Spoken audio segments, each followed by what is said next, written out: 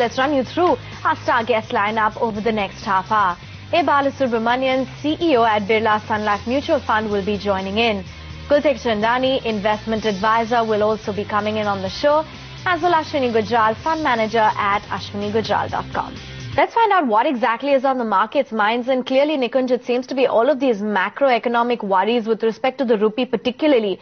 While the policymakers are running out of options, the markets are bearing the brunt. You're absolutely right, Avan. I guess somewhere markets are nervous, and markets are nervous because even though Reserve Bank of India has moved, they have sucked out liquidity, call rates have gone up, rupee has not stabilized, and markets now worry that in the short term we could see more monetary action, and bringing down CAD really could be a painful effort, that in a sense is having a pressure on financial stocks, brokerages, at least foreign brokerages across the board. They've cut their growth estimates for the second half of this calendar year and second half of this financial year. Most of them are pricing in a model now where the economic recovery will be delayed. Goldman Sachs, Morgan Stanley, Jefferies, they've gone on record and they've also cut their weightage on financials, which was overweight to underweight. Markets are clearly leaning towards IT because they know in the short term rupee will be under pressure. Liquidity, like I've been mentioning, it's no longer a tailwind, and earnings are not gangbusters. So we are stuck between rock and a hard surface. Markets are completely getting squeezed out. We are no longer at a crossroad now. There is clear momentum on the downside. Things are looking oversold, so we may bounce back, we may stabilize, we may not crack further for a day or two, but the trend clearly is on the downside, and I guess we are poised to go lower. The problem what is happening now is very country specific. So India is emerging as a space where currency is weak, markets are under pressure, and within the emerging market basket we've started underperforming everything else. Okay, absolutely. So let's just find out whether or not this pain is here to stay and whether it's the start of a terrible situation for the Indian economy. Bala, let's get in your opinion up first. Do you think that this is just the beginning of the pain, or are we at the fag end of this kind of a corrective phase? I think difficult to put any kind of this thing that whether it's a start or end. I think the way we have been looking at, let us look at the broad Sensex level. Where is it currently? It's more or less the same level at which it was trading maybe about 4 or 5 years back. In that sense, it's not gone much places. Despite the index composition at this point of time is more skewed towards some of the stocks, some of these sectors, which are largely not dependent only on some of these changes that is happening in the macro, but the overall the balance sheet is strong, governance is good governance, and the business outlook remains somewhat solid. I think it's about 65% of the index weights is coming from such kind of companies, such kind of sectors. To the extent, I think it will be misnormal to look at the Sensex movements. At the same time, if you look at the broader market, if you extend that to say about 200 to 500 companies, clearly there has been a substantial fall, and which we add to that index. In any case, it trades at probably I would assume at a lower level. Well, the big story today was, of course, Financial Technologies, the owner of NSCL, and that the fact that NSCL has deferred the settlement really rattled the market. Investors were nervous, and irrespective of the price point, traders and investors were dumping that stock. Financial Technologies today took a hit of 64%, and MCX took a hit of 20%. So virtual bloodbath there. Financial Technologies today has lost more than $1 billion in terms of market cap. And, exchanges are all about trust. And when the trust is broken, this is the market reaction. Gultek Chandani, were you surprised with the news from NSCL? Frankly, Nikunj has been going on for some time. It's been in the air, and haven't had exposure to this particular business for some odd reason. And it's sad that it broke down the sentiment the way it did, and it kind of rubbed up on the whole market today. And though other markets, frankly, were performing, the global markets, but our markets took a tanked because of this. But one particular reason I would expect, and obviously the other reasons, which is rupee and everything else which we have been talking about. So the sentiment is I think, more bearish than I've ever seen in the long time. In 4700, we didn't see so much bearishness. Now I think people are questioning the basic balance sheet of India. So that is something which is unfortunate, but it's true. It's happening.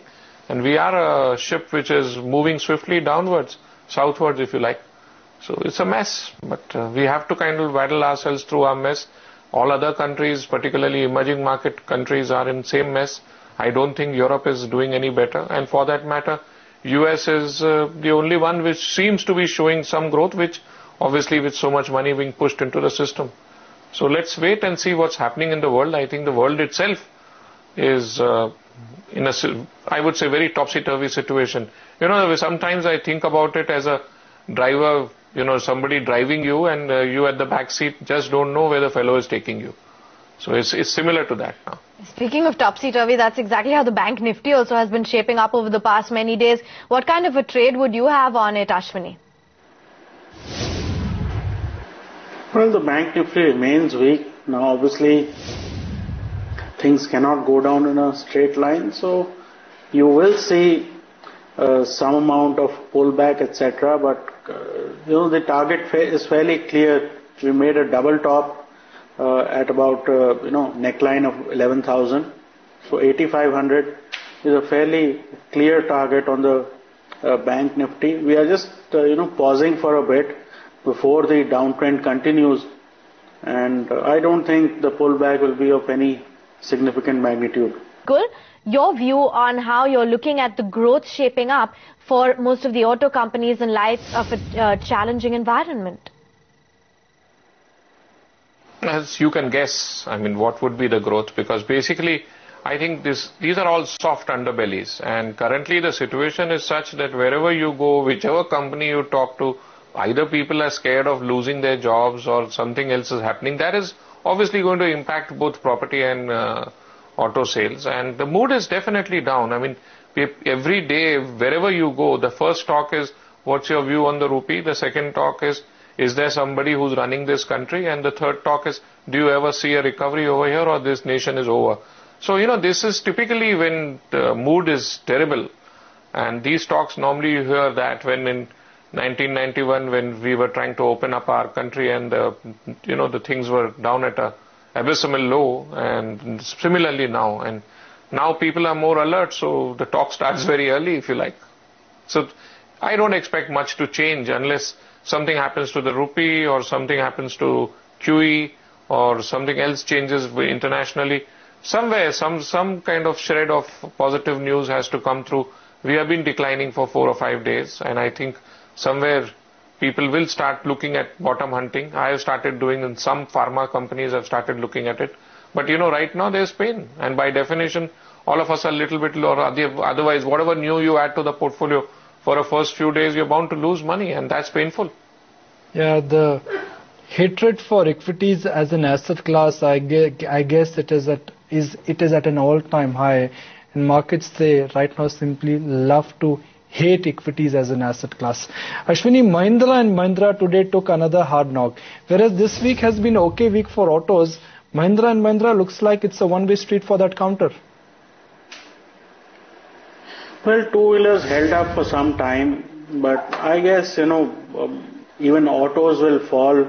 Autos generally tends to lead the falls more than, you know, being the last ones to fall. So I think 780 to about 800 should be the next target on the downside.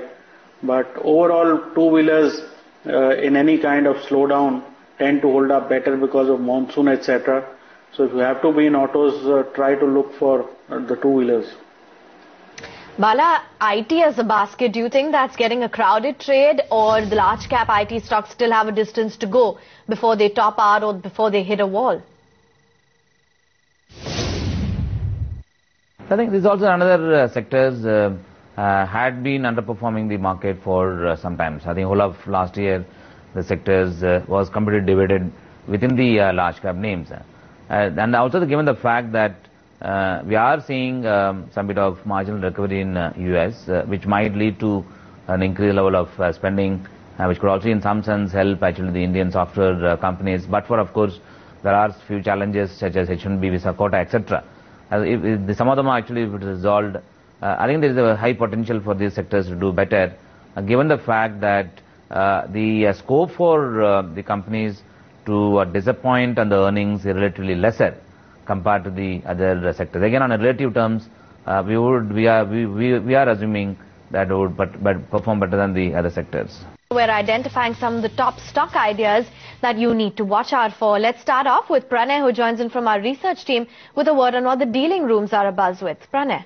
Well, both the recommendations coming in from dealing rooms are from the financial space, and the first one is Federal Bank, where we are hearing that there is strong buying and accumulation by Singapore-based funds. Also, according to analysts, the risk-reward ratio on this counter is looking pretty attractive, where it is now quoting below the book value. It's now at 0.9 times price to book value, and it is the lowest that we've seen in the last 5 years. So that is why it is another positive. Also, that the NRI deposits are expected to increase due to weakening rupee, and also some of the issues that we had seen on the asset quality front are being addressed by the management due to stringent risk management measures, and also the retail and the SME segment is growing at above 20%. So therefore, we are hearing of positive news over here. Next one is LIC Housing Finance, and we've seen all the banking and financial counters take a steep knock after RBI's measures, but the stock has now rebounded from the fresh 52-week lows today, and we're hearing of strong accumulation again by HNIs in trade today. So going forward too, we're hearing that the stock is poised for a climb of 10% from current levels. Bala, Pranay, thanks a lot for that. Bala, this question is coming your way. Bala, give me a stock, a name or an idea where at the current juncture you're allocating disproportionate amount of money and you're following the poker strategy, which is going all in. I think the way we have been looking at Nikunj in terms of portfolio allocations, and clearly in the financial service space, we have been more stock specific with respect to the housing finance companies in the same sectors, or within the private sector banks. We have been extremely choosy in terms of what stocks to own in that sectors. Second, we also increase the allocation to the telecom sectors. Of course, it's obvious there are only 3 names in that sectors. We have actually increased exposures. Second, we also increased exposure to the energy sectors, given the fact that visibility in that sector is relatively higher than some of the recent past. And the other sectors where we have remained overweight, we continue to believe the sectors would deserve a higher weight in the portfolios, which is the pharma space. Let's also talk about some of the other earnings that came out today. Reliance Communications, pretty disappointing set of numbers with the profits at 108 crores, lower than the 229 crores that we were expecting. And you also had the bottom line growth, the top line growth, which came in lower at 5,246 crore rupees. Ashwini, a quick chart check on how you'd be looking at a Reliance Communications in addition to some of the other top trading ideas you have.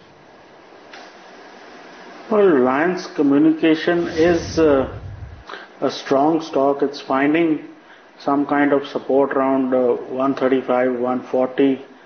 So maybe on declines it can be bought. You can keep a stop around 120 and try to buy into these pullbacks. Chances are that over a period of time we'll see 155, 160.